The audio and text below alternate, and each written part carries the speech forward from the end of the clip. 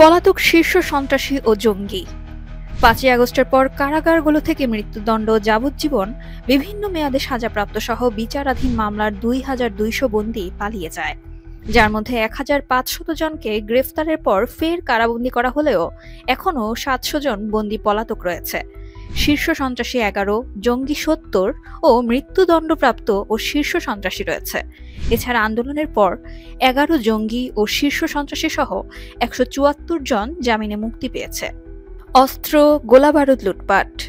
Police সদর দপ্তরের তথ্য অনুযায়ী পুলিশ বিভিন্ন থানা ও প্রতিষ্ঠান থেকে ৫,৮২৯টি আগ্নেয়াস্ত্র এবং ৬,০৬,৭৪২টি গুলি লুট হয়েছে।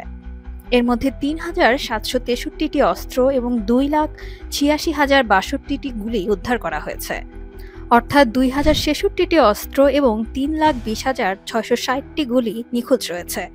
পুলিশ সদর দপ্তরের তথ্য অনুযায়ী ৩১,০৪৪টি টিয়ার শেল, ১,৪৫৫টি টিয়ার গ্যাস গ্রেনেড, ৪,৬৯২টি সাউন্ড গ্রেনেড, ২৯১টি স্মোক গ্রেনেড, ৫৫টি স্টান গ্রেনেড, ৮৯৩টি মাল্টিপল ব্যাং স্টান গ্রেনেড এবং ১৭৭টি টিয়ার গ্যাস স্প্রে লুট করা হয়েছিল।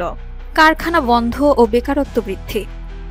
বিগত ৭ মাসে গাজীপুর, সাভার, নারায়ণগঞ্জ ও নরসিংদীর ৯৫টি কারখানা স্থায়ীভাবে বন্ধ হয়েছে। এর বাইরে কয়েকটি কারখানা অস্থায়ীভাবে বন্ধ হয়েছে। কারখানাগুলো বন্ধ হওয়ায় প্রায় ৬২,০০০ কর্মচারী শ্রমিক কাজ হারিয়েছেন। অধিকাংশ শ্রমিক এখনও তাদের বকেয়া মজুরি বুঝে পাননি।